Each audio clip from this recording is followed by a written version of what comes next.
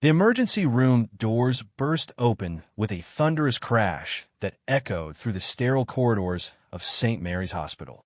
What walked through those doors that stormy Tuesday night wasn't just another patient seeking help. It was a towering figure of pure rage and desperation, standing 7 feet tall and weighing over 300 pounds. His bloodshot eyes scanned the crowded waiting room like a predator hunting prey, his massive hands clenched in a fist that could easily crush bones. The seasoned doctors froze. The veteran nurses stepped back. Security guards reached for their radios with trembling fingers. But one person didn't move, a 23-year-old rookie nurse named Sarah Chun, barely 5 feet tall and fresh out of nursing school, who had been on the job for exactly 11 days. What happened next would not only save lives that night, but would change everything anyone thought they knew about courage, compassion, and the power of seeing past the surface to find the human heart beating beneath. This is the true story of how the smallest person in the room became the biggest hero, and how one moment of incredible bravery turned a night of terror into a lesson that would echo through the halls of that hospital for years to come. The rain hammered against the windows of St. Mary's Hospital emergency room like angry fists demanding entry. It was Tuesday, November 15th, and the storm that had been brewing all day had finally unleashed its full fury on the city. The weather matched the chaos inside the ER, where an unusual surge of patients had been streaming in since the afternoon shift began. Sarah Chun adjusted her brand-new stethoscope around her neck and glanced at the clock on the wall. Only 3 hours in her shift, and she already felt like she had been running marathons. At 23 years old, with her nursing degree still practically warm from the printer, Sarah was learning that real-world nursing bore little resemblance to the controlled environment of her clinical rotations. The textbooks had never mentioned how the smell of fear and antiseptic could blend together into something that made your stomach churn, or how the constant beeping of monitors could become a soundtrack that followed you home in your dreams.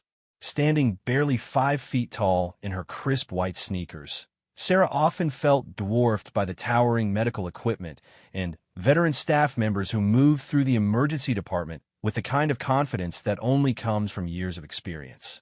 Her shoulder-length black hair was always pulled back in a practical ponytail, and her dark eyes held a mixture of determination and the nervous energy that comes with wanting desperately to prove yourself in a new job. The emergency room of St. Mary's Hospital was a sprawling maze of curtained treatment areas, monitoring stations, and supply closets that seemed to multiply when you were in a hurry. The main waiting area could hold about 40 people comfortably, but on nights like this, that number often swelled to twice that size, with patients spilling into the hallways and family members creating human traffic jams near the reception desk. Dr. Michael Rodriguez, the attending physician on duty, had been working in emergency medicine for 15 years. A stocky man in his mid-40s with graying temples and kind eyes behind wire-rimmed glasses, he had seen everything the city could throw at an ER. Gang violence, domestic disputes, drug overdoses, heart attacks, strokes, car accidents, industrial injuries, and every type of medical emergency imaginable had passed through these doors during his tenure. He prided himself on staying calm under pressure and being able to read people quickly, skills that had served him well in countless crisis situations. Nurse Patricia Williams, known to everyone simply as Pat, was the unofficial commander of the nursing staff. At 58 years old, she had been working at St. Mary's for over 3 decades and had trained most of the nurses currently on staff. Her silver hair was always perfectly styled even after 12-hour shifts, and she possessed an uncanny ability to spot potential problems before they escalated. Pat had taken Sarah under her wing during orientation, recognizing something special in the young nurse's dedication and compassion. The security team consisted of 3 guards during the evening shift. Marcus Thompson was the head of security, a former police officer who had retired from the force after 25 years and found a second career in hospital security. At 6 feet 2 inches and 230 pounds, Marcus commanded respect simply by walking into a room. His partner, David Kim, was younger and less experienced, but eager to learn from Marcus's extensive background in dealing with difficult situations. As the storm intensified outside, the ER was dealing with its own internal weather system. A multi-car accident on the interstate had brought in 6 patients with varying degrees of injury. An elderly woman was experiencing chest pains in treatment room 3. A teenager with a suspected drug overdose was being monitored in room 7. The pediatric area was busy with children suffering from flu symptoms that had worried their parents enough to brave the storm for medical attention. Sarah found herself assigned to assist Dr. Rodriguez with the accident victims, a responsibility that both thrilled and terrified her. During nursing school, she had dreamed of working in emergency medicine, drawn by the fast-paced environment and the opportunity to make a real difference in people's lives during their most vulnerable moments. But the reality was proving to be far more intense than she had imagined. The first accident victim was a middle-aged construction worker named Tony Salvatore. He had been driving home from a job site when his pickup truck was hit from behind by a sedan that had lost control on the wet pavement. Tony's main complaint was lower back pain, and the x-rays had revealed some bruising, but no fractures. As Sarah helped him get comfortable on the examination table, she found herself impressed by his stoic attitude and dry sense of humor despite his obvious discomfort. The second patient from the accident was Maria Santos, a young mother who had been a passenger in the sedan that caused the collision. She had been on her way to pick up her daughter from daycare when the accident occurred. Maria was suffering from whiplash and a mild concussion, but her biggest concern was getting to her 4-year-old daughter, who was waiting at the daycare center. Sarah spent considerable time reassuring Maria that social services had been contacted and arrangements were being made for her daughter's care. The most seriously injured patient from the accident was 18-year-old Kevin Mitchell, who had been the driver of the sedan. According to the police report, Kevin had been texting while driving when he lost control of his vehicle on the rain-slicked road. He was unconscious when the paramedics arrived at the scene, and the CT scan had revealed a traumatic brain injury that required immediate surgery. Kevin's parents had been contacted and were racing to the hospital through the storm. As Sarah moved between patients, checking vital signs, administering medications, and providing comfort to frightened family members, she began to understand why Pat had warned her that emergency nursing was not just about medical skills. It required emotional strength, physical endurance, and the ability to remain calm and focused while surrounded by chaos and human suffering. The storm outside seemed to be affecting more than just the weather. Throughout the evening, the security guards had been called to intervene in several minor disputes. A man upset about the wait time had become verbally aggressive with the registration staff. A woman whose insurance had been denied had thrown her purse across the waiting room in frustration.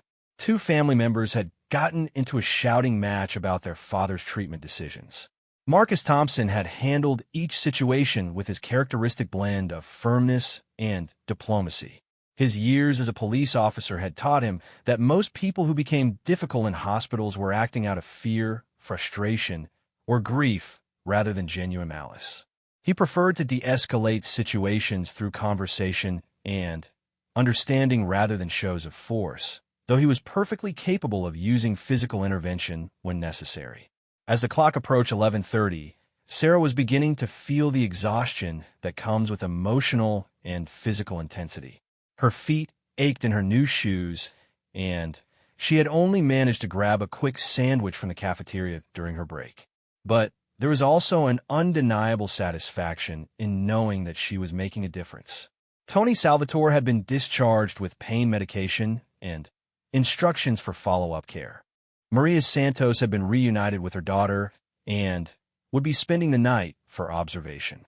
Kevin Mitchell was in surgery, and the neurosurgeon had expressed cautious optimism about his recovery. The waiting room had finally begun to thin out as the evening progressed. The families of the accident victims had either been reunited with their loved ones or settled in for long waits during surgical procedures. The flu-stricken children had been treated and sent home with their relieved parents. The elderly woman with chest pains had been admitted to the cardiac unit for further monitoring. Dr. Rodriguez found himself impressed with Sarah's performance during her first major test as an emergency room nurse. She had remained calm under pressure, anticipated his needs without being told, and shown genuine compassion for the patients and their families. During a brief lull in the action, he made a point of pulling her aside to acknowledge her good work. Sarah felt a surge of pride at the compliment, but she also remained acutely aware of how much she still had to learn. Every experienced nurse and doctor in the department seemed to possess an intuitive understanding of emergency medicine that she knew would only come with time and experience. She was determined to absorb everything she could from veterans like Pat and Dr. Rodriguez. The storm outside showed no signs of letting up. If anything, the wind seemed to be growing stronger, and the rain was coming down in sheets that made it impossible to see more than a few feet beyond the emergency room windows. The parking lot was flooded in several spots, and hospital maintenance had been called to deal with a leak in the roof that was causing water to drip into the main corridor. As midnight approached, Sarah was restocking supplies in one of the treatment rooms when she heard Pat calling for all available nursing staff to report to the main desk. The tone in Pat's voice suggested that something significant was happening, and Sarah quickly finished her task before hurrying to join her colleagues. The radio at the registration desk was crackling with reports from emergency medical services. A domestic violence situation had escalated in one of the city's rougher neighborhoods, and multiple ambulances were en route to St. Mary's with victims of what appeared to be a serious assault. The estimated arrival time was 15 minutes, and the ER staff began preparing for what could be a challenging and emotionally difficult situation.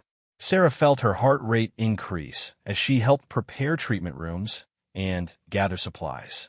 Domestic violence cases were among the most challenging situations that emergency room staff faced, not just because of the physical injuries involved, but because of the complex emotional and legal issues that surrounded them. During her training, she had learned about the importance of documenting injuries carefully, preserving evidence, and providing support to victims who were often traumatized and frightened. The automatic doors of the emergency room had been propped open to allow for the rapid movement of gurneys and medical equipment. The sound of sirens was growing louder as the ambulances approached through the storm. Sarah took her position near the entrance, ready to assist with triage and initial treatment of whatever came through those doors. But what came through the doors at 11:53 that Tuesday night was not the expected parade of ambulances carrying domestic violence victims. Instead, it was something that no amount of training or experience could have prepared any of them for. The doors burst open with a force that rattled the metal frames, and through them stepped a figure that seemed to fill the entire entrance with his massive presence. The man was enormous, easily 7 feet tall, and weighing well over 300 pounds. His shoulders were so broad that he had to turn slightly sideways to fit through the doorframe. His clothes were soaked from the storm, and water dripped from his long, unkempt hair onto the polished floor of the emergency room. But it was his eyes that commanded the most attention. They were wild and unfocused, darting around the room with an intensity that spoke of pain, confusion, and barely contained rage. The normal sounds of the emergency room seemed to fade into silence as every person in the waiting area turned to stare at this unexpected arrival. The few remaining patients and their family members instinctively moved away from the entrance, creating a clear space around the giant figure who stood dripping and breathing heavily just inside the doors. Sarah felt her mouth go dry as she took in the sight of this massive man who seemed to radiate danger and unpredictability. Her nursing instincts told her that this was someone who needed medical attention, but every other instinct she possessed was screaming at her to get as far away from him as possible. The man's hands were clenched in a fist at his sides, and his chest was rising and falling with rapid, shallow breaths that suggested either extreme physical exertion or severe emotional distress. Dr. Rodriguez appeared at Sarah's side, his face grave as he assessed the situation. In his 15 years of emergency medicine, he had dealt with his share of violent and unpredictable patients, but something about this man's presence felt different. There was an energy surrounding him that suggested he was balanced on the edge of complete loss of control.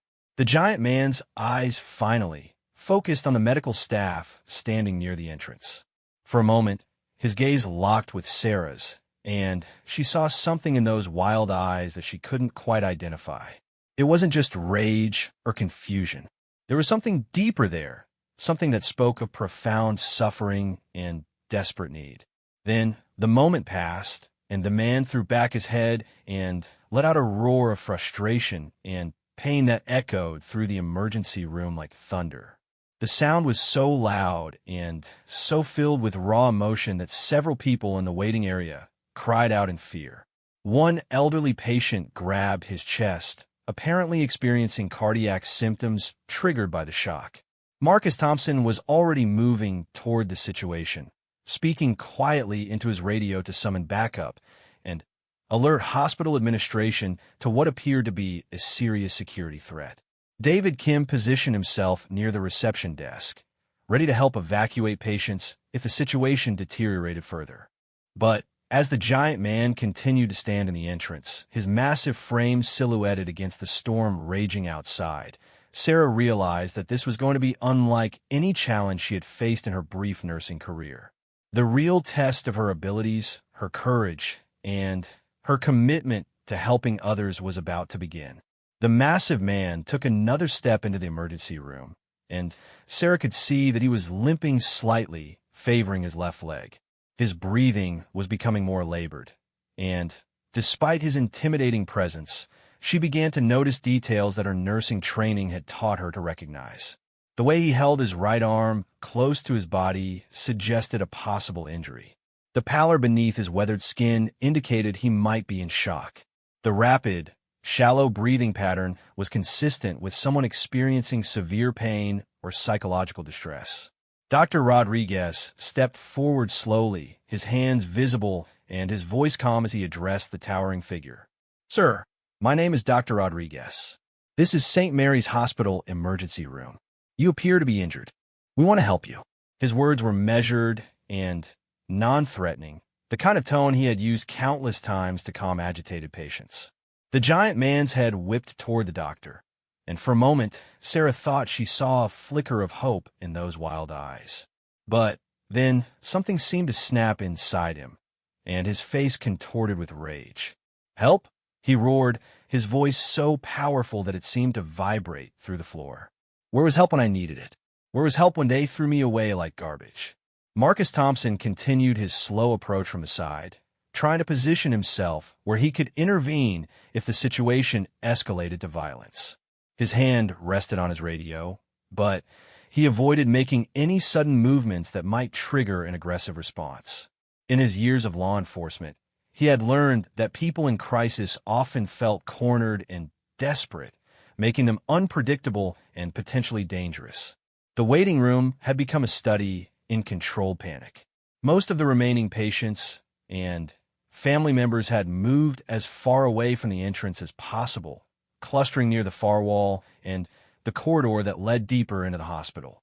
The registration staff had retreated behind their protective glass, and Sarah could see one of them on the phone, probably calling for additional security or alerting administration to the situation.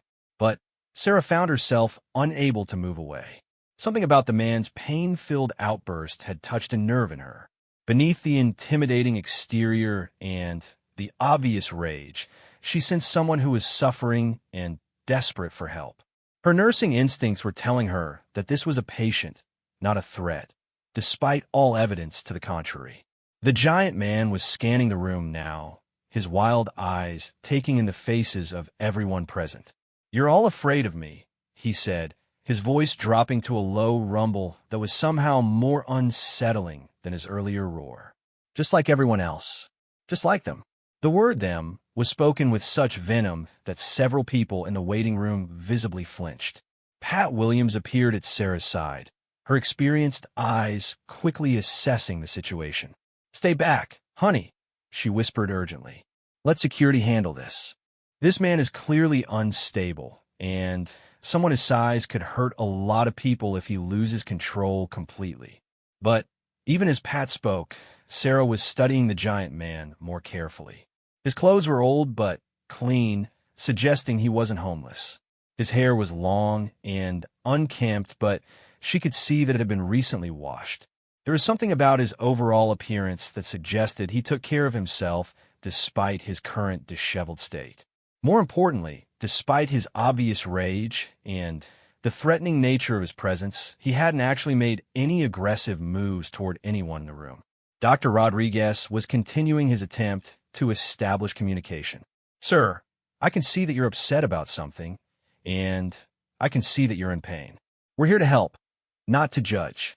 Can you tell me your name?" The question seemed to catch the giant man off guard. His aggressive posture softened slightly, and for a moment, he looked less like a threat and more like a lost and confused person. "My name," he repeated slowly, as if the concept was foreign to him. "Nobody's asked me my name in a long time." "Well, I'm asking now," Dr. Rodriguez said gently. "What would you like us to call you?" The man's shoulders sagged slightly, and Sarah could see exhaustion replacing some of the rage in his posture. "Thomas," he said finally. "Thomas McKenna. But everyone calls me Giant. Always have. Ever since I was a kid." There was a bitter edge to his voice when he spoke the nickname, as if it carried painful memories. "Thank you, Thomas," Dr. Rodriguez said, emphasizing the use of his given name rather than the nickname that clearly caused him distress. "I'm glad to meet you. Now, can you tell me what brought you to our emergency room tonight? Are you experiencing pain or injury?" Thomas McKenna's face twisted with emotion again, and for a moment, Sarah thought he might break down completely. "Pain?" he laughed, but there was no humor in the sound. "You want to know about pain? I'll tell you about pain. They said I was too difficult to work with, too aggressive, too much of a liability. 22 years I worked for that company, and they threw me away like I was nothing." The pieces were beginning to fall into place for Sarah. This wasn't a random violent incident. Thomas McKenna wasn't a criminal or a drug user or someone with a history of violence. He was someone who had lost his job, probably recently, and was dealing with the emotional trauma of that loss in the only way his mind knew how. The physical pain he was experiencing might be real, but the emotional pain was clearly the driving force behind his current state. Marcus Thompson had positioned himself within striking distance of Thomas, but the security chief was beginning to reassess his evaluation of the threat level. The man's body language was becoming less aggressive and more defensive. His clenched fists had relaxed, and though he was still agitated, he wasn't showing signs of imminent violence. "Thomas," Dr. Rodriguez continued, "losing a job after 22 years must be incredibly difficult. I can't imagine how frustrated and angry you must feel. But right now, I'm concerned about your physical well-being. You're limping, and you seem to be favoring your right arm. Have you been injured recently?" The question triggered another emotional response from Thomas, but this time it was less rage and more despair. "Injured," he said, his voice breaking slightly. "I'm falling apart. My back's been killing me for months, but they said I was faking it to get out of work. My shoulder's messed up from all the heavy lifting, but they said I was just making excuses. When I finally went to the company doctor, he said there wasn't anything wrong with me that a little motivation wouldn't fix." Sarah felt a surge of anger on Thomas's behalf. She had heard similar stories from other patients, people whose legitimate medical concerns have been dismissed or minimized by employers more concerned with productivity than employee welfare. The combination of chronic pain and job loss would be enough to push anyone toward a breaking point. "That must have been incredibly frustrating," Dr. Rodriguez said, his voice filled with genuine empathy. "It sounds like you've been dealing with significant pain for a long time without getting proper medical attention. That's not right, and it's not fair. But we can help you now if you'll let us." Thomas looked around the waiting room again, taking in the frightened faces of the other patients and staff members. For the first time since entering the ER, he seemed to become aware of the impact his presence was having on others. "They're all afraid of me," he said quietly, the fight seeming to go out of him. "I didn't mean to scare anyone. I just hurt so much, and I didn't know where else to go." Sarah found herself taking a step forward, ignoring Pat's restraining hand on her arm. "Thomas, she said, her voice carrying clearly across the space between them. My name is Sarah, and I'm a nurse here. I want you to know that you did the right thing by coming to the hospital. We're going to take good care of you. All eyes in the room turned to Sarah as she continued to move slowly toward Thomas McKenna. She could hear Marcus Thompson speaking urgently into his radio, probably requesting backup, and she could sense Dr. Rodriguez tensing beside her.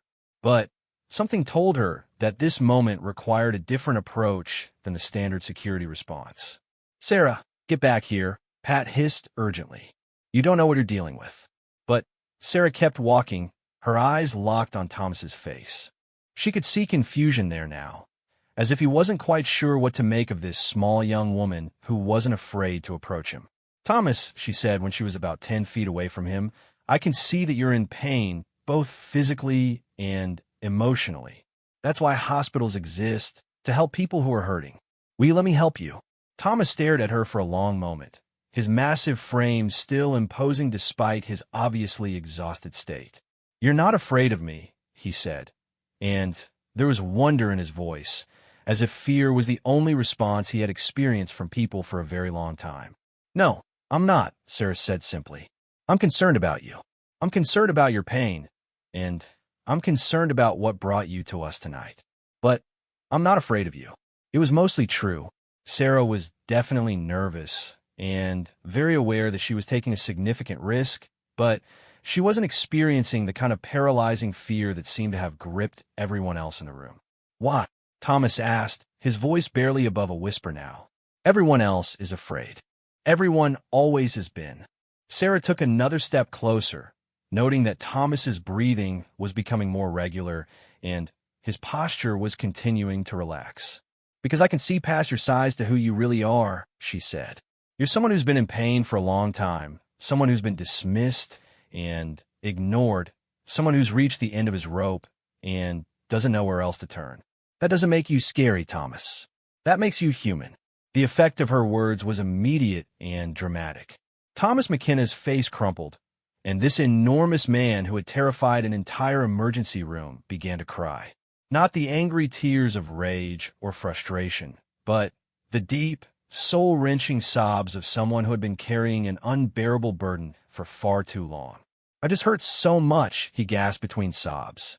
And nobody would listen. Nobody would believe me. They all just saw this big, scary guy who was trying to cause trouble. But I'm not scary. I'm just tired and hurt and scared that nobody's ever going to help me. Sarah felt her heart breaking for this man who had clearly suffered far more than anyone should have to endure. Without thinking about the potential consequences, she closed the remaining distance between them and gently placed her hand on his uninjured arm. Thomas, she said softly, we're going to listen to you. We're going to believe you. And we're going to help you feel better. That's a promise. The transformation in the emergency room was remarkable. The tension that had filled the air began to dissipate as it became clear that Thomas McKenna was no longer a threat to anyone's safety. Marcus Thompson relaxed his stance, but remained alert while Dr. Rodriguez approached slowly, his medical bag in hand. Thomas, the doctor said gently, Sarah's absolutely right.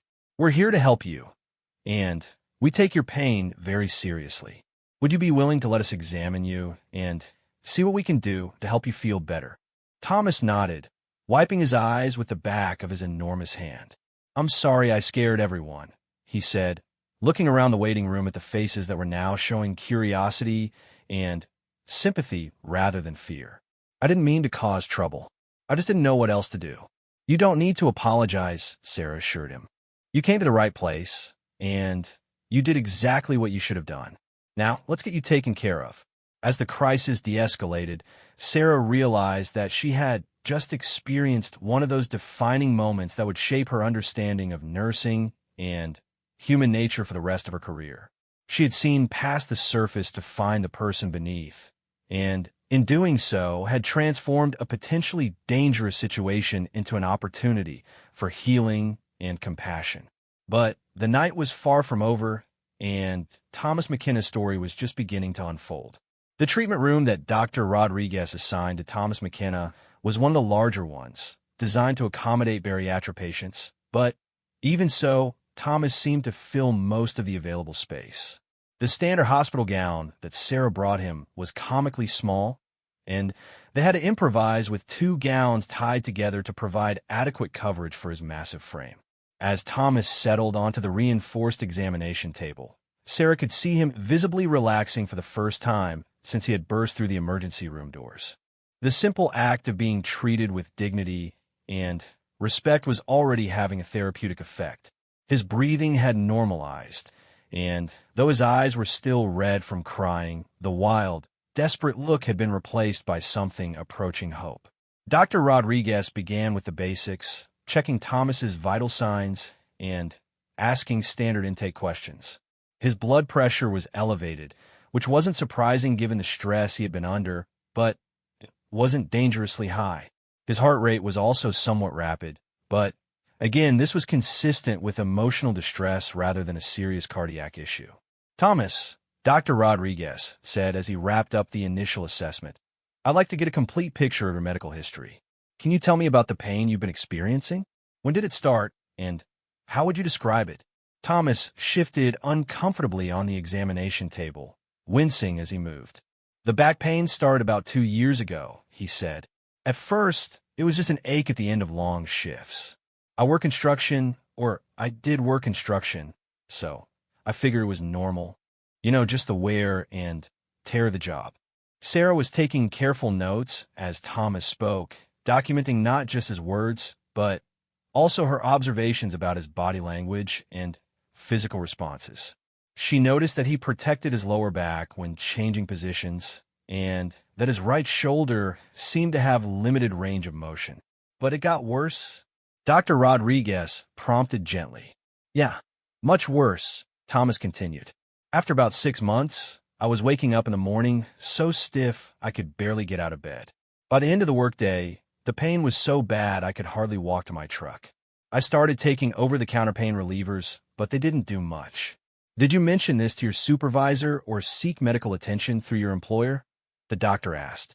Thomas's expression darkened. "I tried. I went to my foreman first. Figured he'd understand since he'd been doing construction for 30 years. But he just laughed it off, said I was getting soft in my old age. I'm only 42, Doc. That's not old for a construction worker." Sarah felt a surge of indignation on Thomas's behalf.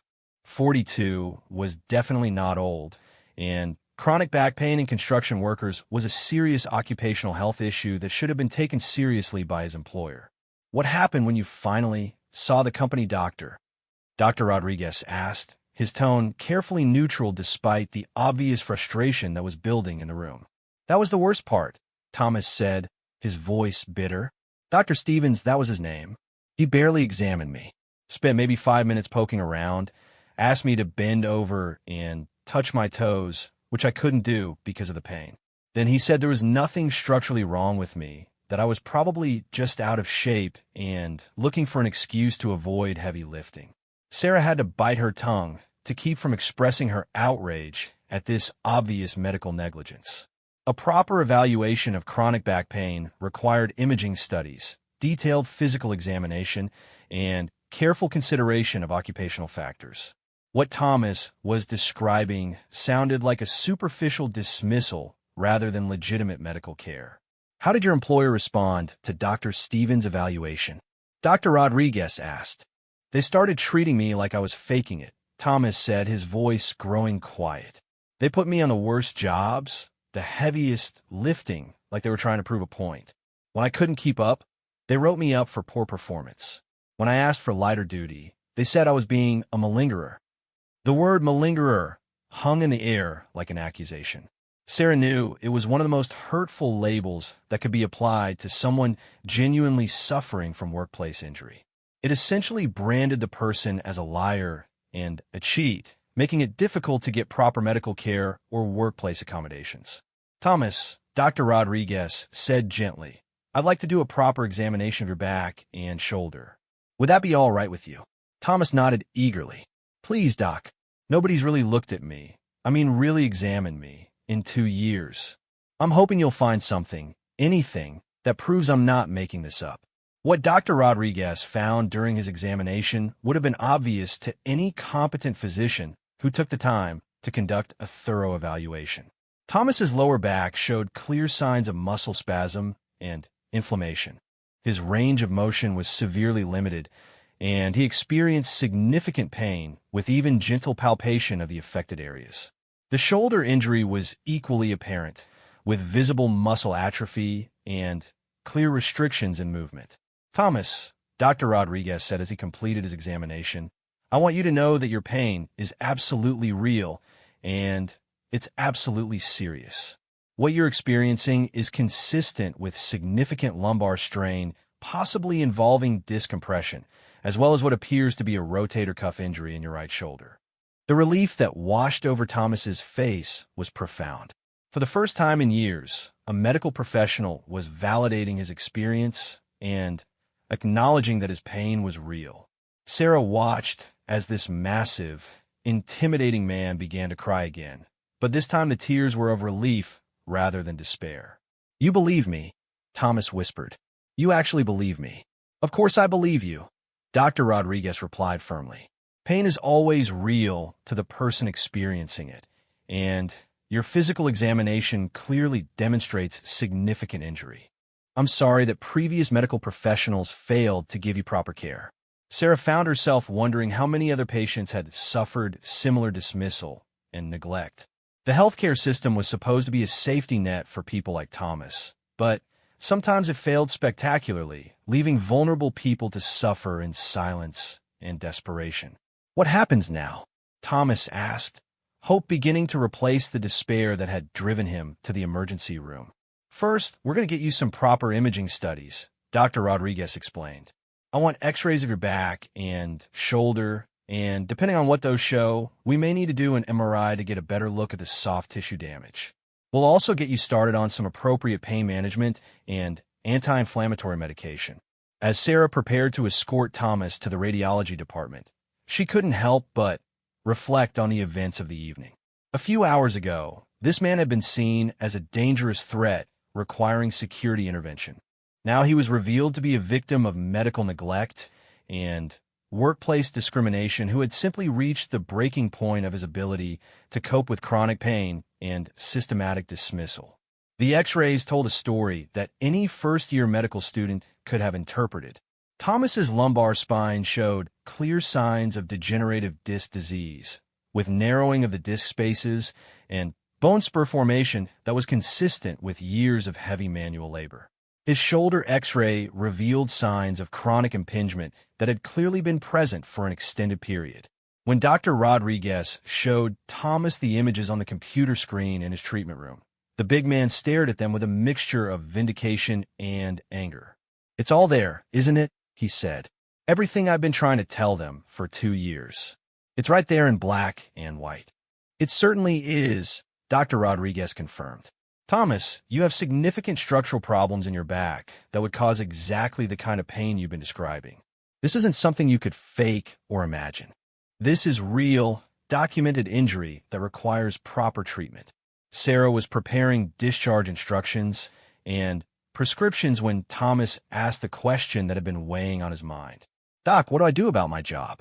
They fired me 3 days ago for missing work, said I was unreliable and dishonest.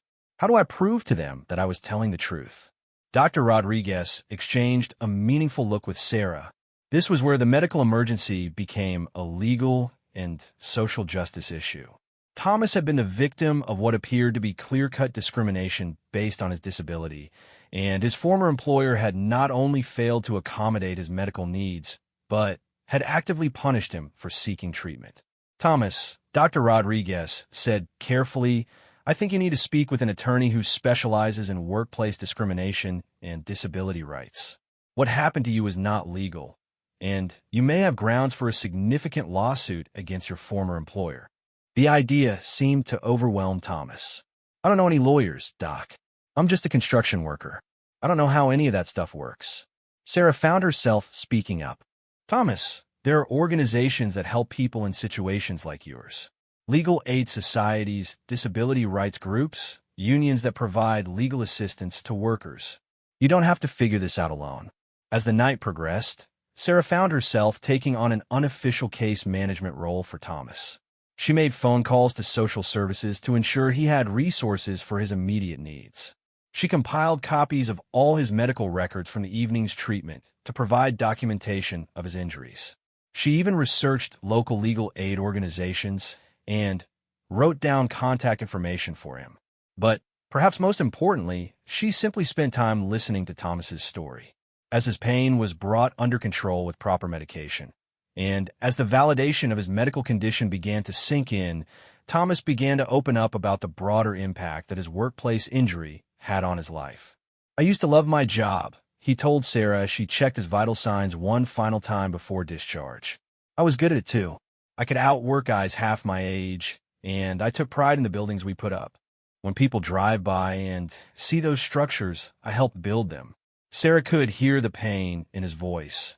Not just physical pain, but the deep emotional injury that comes from having your identity and self-worth stripped away. "You'll build again, Thomas," she said confidently. "Maybe not the same kind of construction work, but you'll find ways to contribute and be productive.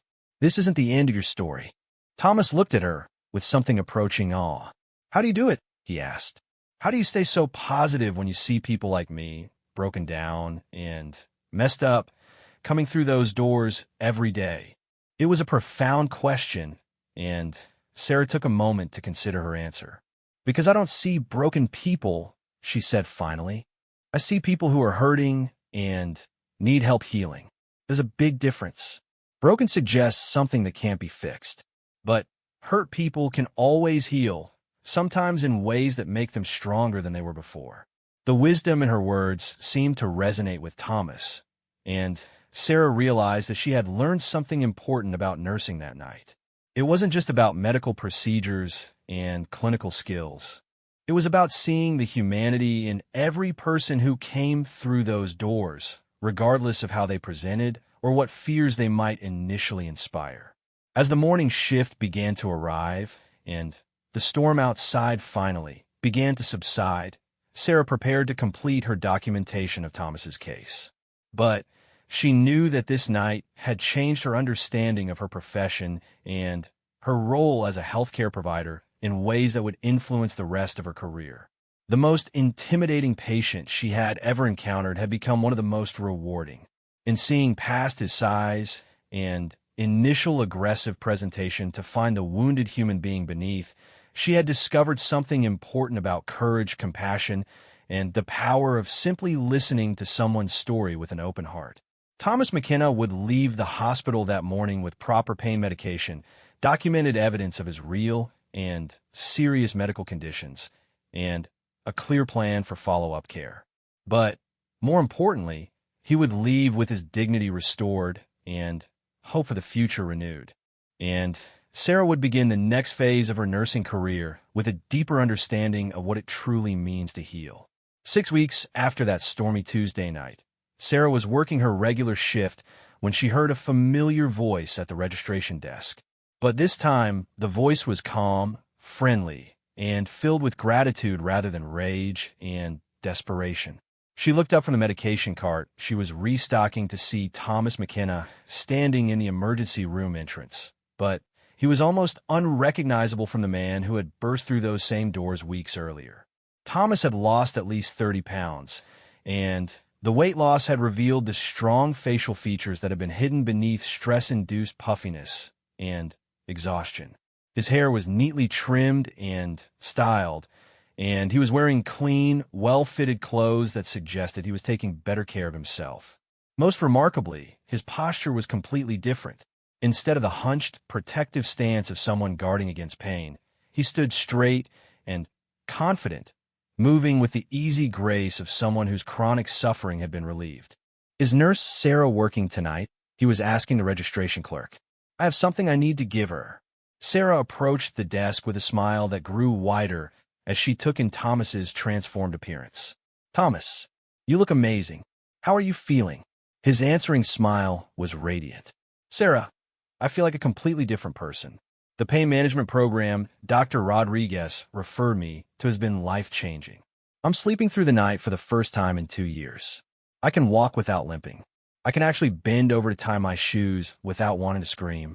The change in him was so dramatic that other staff members were stopping their work to listen. Pat Williams, who had been skeptical of Sarah's approach that night 6 weeks ago, was openly staring in amazement at this polite, well-groomed man who bore little resemblance to the terrifying figure who had once dominated their emergency room. "That's wonderful, Thomas," Sarah said, genuinely thrilled by his progress. "What did the specialists find when they did the MRI?" "3 herniated discs in my lower back and a completely torn rotator cuff," Thomas replied, his voice matter-of-fact rather than bitter. Dr. Martinez, the orthopedist, said he was amazed I had been functioning at all with that level of damage. He couldn't believe that the company doctor had missed such obvious injuries. Sarah felt a familiar surge of anger at the medical negligence that had caused Thomas so much unnecessary suffering, but she focused on the positive aspects of his recovery. "Have you been able to have the surgery you need?" "That's actually part of what I came to tell you about," Thomas said, his eyes lighting up with excitement. "Remember how you gave me those phone numbers for legal aid organizations? Well, I followed up on that advice, and you won't believe what's happened." Sarah gestured toward one of the quiet corners of the waiting room, and they sat down together while Thomas shared his remarkable story. The legal aid attorney he had contacted had immediately recognized his case as a clear example of disability discrimination and medical malpractice. Within 2 weeks, they had filed complaints with both the Equal Employment Opportunity Commission and the State Medical Board. The company's insurance company called within a week of getting the complaint, Thomas explained, his voice filled with amazement. They wanted to settle immediately, before it went to court. Apparently, once they saw the medical evidence Dr. Rodriguez had documented, they knew they didn't have a leg to stand on. The settlement had been substantial enough to cover not only Thomas's medical expenses, but also lost wages and compensation for the emotional distress he had endured. More importantly, from his perspective, the company had been forced to implement new procedures for handling employee injury claims and had agreed to provide additional training for their medical staff. "But the best part," Thomas continued, "is what happened with Dr. Stevens, the company doctor who dismissed my injuries. The medical board reviewed his handling of my case, and apparently, I wasn't the only worker he had mistreated. He's lost his license to practice occupational medicine, and he's facing a major lawsuit from other injured workers who came forward after my case became public." Sarah felt a deep sense of satisfaction knowing that Thomas's courage in pursuing legal action had not only vindicated his own suffering, but had also protected other workers from similar mistreatment. It was a reminder that individual acts of advocacy could have far-reaching impacts. "I've had the surgery on my shoulder," Thomas continued, rolling his arm to demonstrate his restored range of motion. "Full recovery is expected within another month or 2. The back surgery is scheduled for next week, but even without it, the pain management program has given me my life back." "That's incredible, Thomas," Sarah said, truly moved by his transformation. "I'm so happy for you. What are your plans now? Are you thinking about returning to construction work?" Thomas shook his head with a smile. "Actually, this whole experience has changed my perspective on what I want to do with my life. I've been accepted into a vocational rehabilitation program that will train me as a safety inspector for construction sites. I'll still be working in the industry I know and love, but I'll be helping to prevent other workers from experiencing what I went through." The irony wasn't lost on Sarah. Thomas's terrible experience with workplace injury and discrimination was leading him toward a career focused on protecting others from similar harm. It was a perfect example of how trauma could be transformed into purpose. "There's something else," Thomas said, reaching into his jacket pocket. "I wanted to show you this." He pulled out a folded newspaper clipping, which he handed to Sarah with obvious pride. The article was from the local newspaper's business section, with the headline, "Former Construction Worker Becomes Advocate for Workplace Safety." The story detailed Thomas's experience with workplace injury discrimination and his successful legal challenge, but it focused primarily on his plans to become a safety inspector and his advocacy for better treatment of injured workers. "They interviewed me for almost 2 hours, Thomas said, beaming. "I told them all about what happened to me, but I made sure to tell them about you too. About how you were the only person who saw past my size and my anger to understand that I was just someone who needed help. Sarah felt tears welling up in her eyes as she read the article. The reporter had quoted Thomas extensively about the night he came to the emergency room, and his description of their interaction was both humbling and inspiring. "You saved my life that night, Sarah," Thomas said quietly. "Not just medically, though Dr. Rodriguez's proper diagnosis was crucial too, but you saved me emotionally and spiritually. You were the first person in 2 years to treat me like a human being instead of a problem to be solved or a threat to be managed." "Thomas, you saved yourself," Sarah replied, her voice thick with emotion. "I just listened to you and believed what you were telling me. Any good nurse would have done the same thing." "No," Thomas said firmly. "I've dealt with a lot of medical professionals over the past few years, and I can promise you that not every nurse would have had the courage to approach me that night. Most people saw a 7-foot-tall angry man and got as far away as possible. You saw someone in pain who needed help. That made all the difference." Their conversation was interrupted by Dr. Rodriguez, who had spotted Thomas in the waiting room and come over to greet his former patient. The transformation in Thomas was just as striking to the doctor as it had been to Sarah, and he listened with professional satisfaction as Thomas updated him on his surgical outcomes and recovery progress. "Thomas," Dr. Rodriguez said when the update was complete, "would you be willing to speak to our medical residents about your experience? I think it would be incredibly valuable for them to hear your story, particularly about the importance of taking patient complaints seriously and conducting thorough examinations." Thomas agreed immediately, and they scheduled a time for him to address the residency program about patient advocacy and the long-term consequences of medical neglect. Sarah found herself thinking about how many future patients might benefit from the lessons Thomas could teach about dignity, respect, and the importance of listening to what people are telling you about their own bodies. As their visit was wrapping up, Thomas reached into his pocket again and pulled out a small wrapped package. "This is actually why I came tonight," he said, handing the package to Sarah. "I wanted to give you something to thank you for what you did for me." Sarah unwrapped the package to find a small crystal paperweight with an engraving that read, "To Sarah, thank you for seeing the person inside the giant. Your compassion changed my life. Thomas McKenna." "Thomas, this is beautiful," Sarah said, touched by the thoughtfulness of the gift. "But you didn't need to get me anything. Seeing how well you're doing is the best thanks I could ask for. I wanted you to have something to remind you of the difference you make," Thomas replied. "I know emergency room nursing is hard work, and I'm sure you see a lot of difficult situations. I hope this will remind you that even when things seem hopeless, your compassion and caring can change someone's entire life." As Thomas prepared to leave, he paused at the emergency room doors where he had made his dramatic entrance 6 weeks earlier. "You know, Sarah, I used to hate being called giant. It made me feel like a freak, like I was defined by my size instead of who I am as a person. But now I'm thinking about reclaiming that name. Maybe being a giant isn't about intimidating people or taking up too much space. Maybe it's about having the strength to help protect other people." Sarah watched through the windows as Thomas walked across the parking lot to his car, moving with confidence and purpose. The storm that had raged the night of his first visit had long since passed, and the evening was clear and calm. She thought about how much had changed for both of them since that terrible night when fear and desperation had driven him to their doors. Pat Williams joined Sarah at the window, and for a moment, they stood together watching Thomas drive away. "I owe you an apology," Pat said quietly. "That night, I was sure you were making a mistake by approaching him.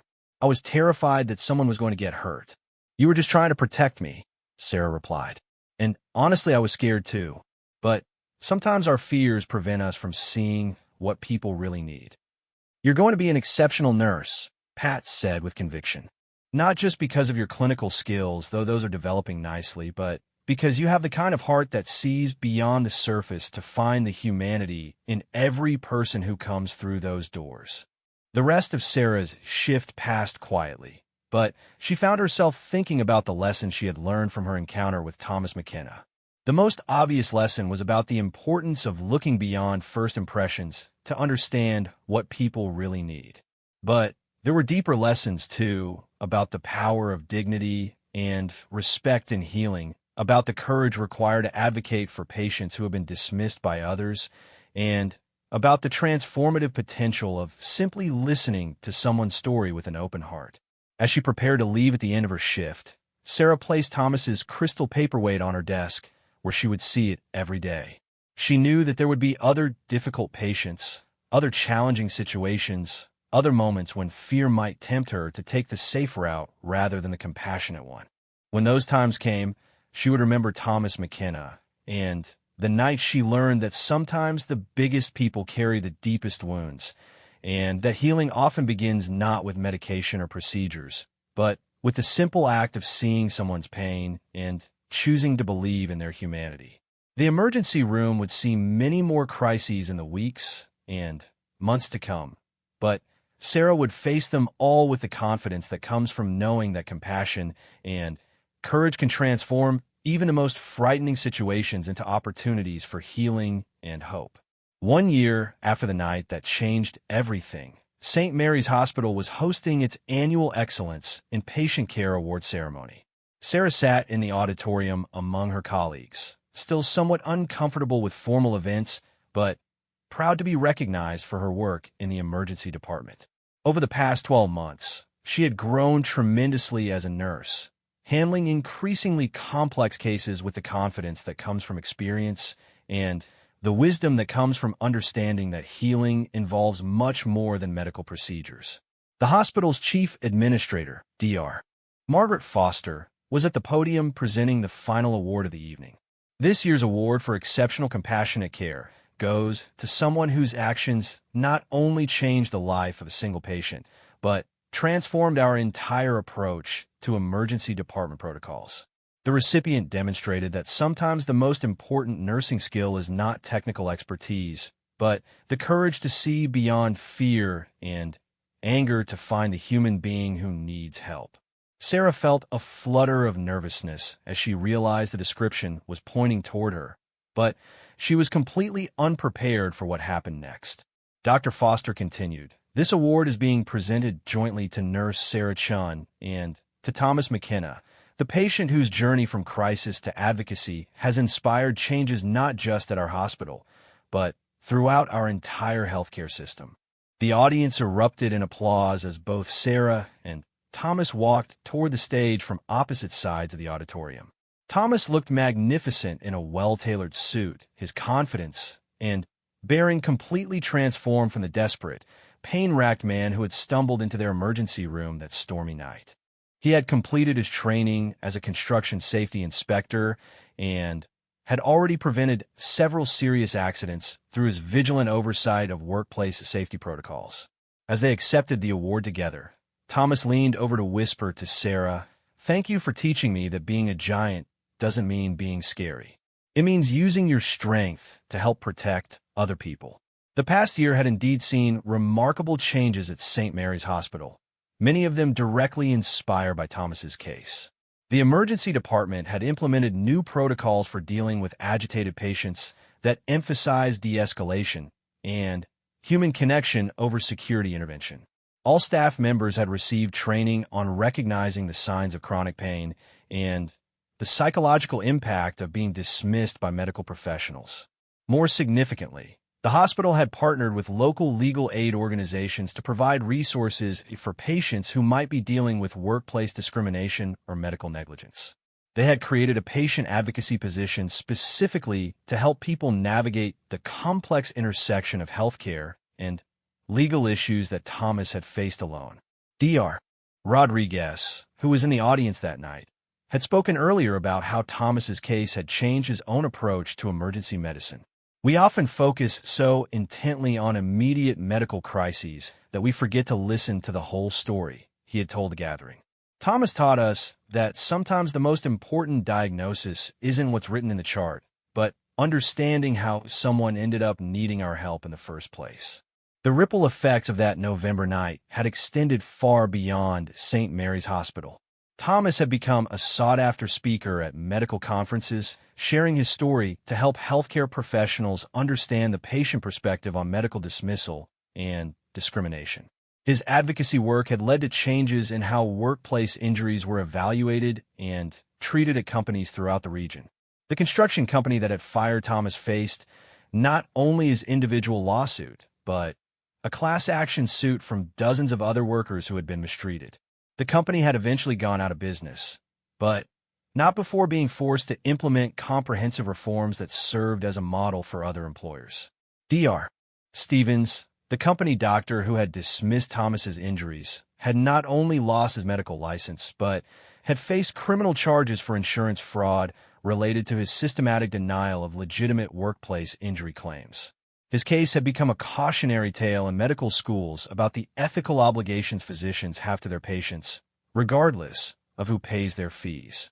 As the ceremony concluded and the attendees moved to a reception in the hospital's main lobby, Sarah found herself surrounded by colleagues who wanted to hear more details about that night 1 year ago. But she was most interested in catching up with Thomas, who had become not just a success story, but a genuine friend. "How's the new job going?" she asked as they found a quiet corner away from the crowd. "Better than I ever imagined," Thomas replied, his eyes bright with enthusiasm. "Last month, I identified a structural weakness in a high-rise project that could have resulted in a catastrophic collapse. The engineers said I probably saved hundreds of lives by catching it early." Sarah felt a deep sense of satisfaction knowing that Thomas's terrible experience had been transformed into a force for protecting others. "And how are you feeling physically? Any lingering problems from the injuries?" "The shoulder is perfect after the surgery," Thomas said, demonstrating by rolling his arm in a full circle. "The back surgery was more complicated, but I'm about 90% back to normal. More importantly, I wake up every day without pain for the first time in years. I sleep through the night. I can play with my nephew without worrying about hurting myself. I have my life back, Sarah, and it's because you cared enough to listen to me when everyone else just saw a threat." Their conversation was interrupted by a young woman in scrubs who approached hesitantly. "Excuse me," she said. "Are you Sarah Chun? I'm Jessica Martinez. I'm a new nurse in the ER. I wanted to thank you for what you did. Your story is already becoming legendary among the nursing staff." Sarah felt slightly embarrassed by the attention, but she was also pleased that the lessons from that night were being passed on to new staff members. "What aspect of the story resonates most with you, Jessica?" "The courage," Jessica replied immediately. "The idea that sometimes the right thing to do is the scary thing to do. That our job isn't just to treat symptoms, but to see the whole person and understand what they really need." Thomas joined the conversation, and Sarah watched with amazement as this gentle giant patiently answered Jessica's questions about his experience and recovery. He had developed a remarkable ability to help other healthcare workers understand the patient perspective, and his insights were changing how an entire generation of medical professionals approached their work. As the evening wound down, Sarah and Thomas walked together toward the parking lot. The November air was crisp and clear, a stark contrast to the stormy weather that had marked their first meeting. They paused near the emergency room entrance, both looking up at the doors that had been the setting for such a transformative encounter. "Do you ever regret that night?" Sarah asked. "I mean, obviously you regret the suffering that led up to it, but do you regret the way it happened, coming in angry and desperate like that?" Thomas considered the question carefully. "You know, for a long time, I was embarrassed about how I acted that night. I was ashamed that I had scared people and caused such a disruption. But now I realize that sometimes desperation is the only thing that gets people's attention. If I had come in quiet and polite, I probably would have been dismissed again, given some pain pills, and sent home. It was my anger and desperation that made everyone realize how serious the situation had become. And it was your humanity that made me realize you weren't really a threat," Sarah added. "Angry people who want to hurt others don't cry when someone shows them kindness. They don't apologize for scaring people. They don't break down with relief when someone finally believes their pain is real." "Exactly," Thomas agreed. "I think that's the most important lesson from all of this. People in crisis don't always present in neat, manageable ways. Sometimes they're loud and angry and frightening. But that doesn't mean they don't deserve compassion and care. It might actually mean they need it more than anyone else. Sarah had carried that lesson with her through dozens of difficult cases over the past year. She had dealt with intoxicated patients who were verbally abusive, mentally ill patients who were disconnected from reality, drug-seeking patients who were manipulative and demanding, and accident victims who were angry at the world for their sudden change in circumstances. In every case, she had tried to look beyond the challenging behavior to find the human being who needed help. "I have some news," Thomas said as they reached their cars. "I've been accepted into a master's degree program in occupational health and safety. I'm going to become an expert in preventing workplace injuries and ensuring that workers who do get hurt receive proper care." "Thomas, that's wonderful," Sarah exclaimed. "You're going to be incredible at that. You understand both sides of the equation better than anyone. The best part is that they've offered me a graduate assistantship that will let me research the intersection of workplace injuries and healthcare discrimination. I want to develop protocols that prevent other workers from going through what I experienced." As they prepared to say goodbye, Sarah reflected on how dramatically both of their lives had changed since that stormy November night. She had grown from a nervous rookie into a confident, compassionate nurse who was already being recognized as a leader among her peers. Thomas had transformed from a desperate, broken man into an advocate and protector whose work was making the world safer for countless others. "Sarah," Thomas said as they reached their cars, "I want you to know that you didn't just save my life that night. You taught me something about the kind of person I want to be. When I was at my lowest point, when I felt like everyone had given up on me, you show me what it looks like to choose compassion over fear. That's a lesson I carry with me every day." "And you taught me something just as important," Sarah replied. "You taught me that first impressions can be completely wrong, that people in pain sometimes express it in frightening ways, and that our job as healthcare providers is to look beyond the surface to find the person who needs help. You made me a better nurse, Thomas." As they drove away in different directions, both carried with them the knowledge that a single moment of choosing compassion over fear had created ripple effects that would continue to spread for years to come. Sarah would go on to become head nurse of the emergency department, known throughout the hospital system for her ability to connect with the most difficult patients. Thomas would earn his advanced degree and eventually establish a nonprofit organization dedicated to protecting the rights of injured workers. But perhaps the most important legacy of that night was simpler and more profound. It was the understanding that in healthcare, as in life, the most important skill is often not technical expertise, but the courage to see past fear and anger to find the humanity that connects us all. It was the knowledge that sometimes the biggest person in the room is the one who needs the most help, and sometimes the smallest person is the one with the courage to provide it. Years later, when new nurses joined the staff at St. Mary's Hospital, they would hear the story of a night a 7-foot giant burst through the emergency room doors in a rage, and how a rookie nurse named Sarah Chun had the courage to see past his size and anger to find the wounded human being beneath. They would learn that healing often begins not with procedures or medications, but with the simple act of choosing to believe in someone's pain and treating them with the dignity and respect that every person deserves. And in training rooms and lecture halls across the country, healthcare workers would hear Thomas McKenna share his story of transformation from victim to advocate, reminding them that behind every difficult patient is a human being with a story worth hearing, pain worth acknowledging, and dignity worth preserving. Together, Sarah and Thomas had proven that sometimes the most frightening encounters can become the most meaningful, and that the choice to respond with compassion instead of fear can change not just one life, but many. The emergency room doors at St. Mary's Hospital continue to open every day, bringing in people who are hurt, frightened, angry, and desperate for help. But thanks to the lessons learned on that stormy November night, the staff who greet them understand that their job is not just to treat symptoms and stabilize vital signs. Their job is to see the person beneath the presentation, to listen to the story behind the anger, and to remember that sometimes the most important medicine they can offer is simply the acknowledgement that every person who comes through those doors deserves to be heard, believed, and treated with compassion.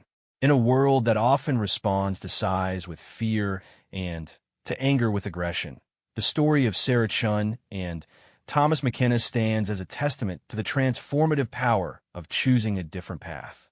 It reminds us that courage isn't the absence of fear, but the decision to act with compassion despite that fear. And it proves that sometimes the smallest acts of kindness can have the biggest impact on the people who need them most.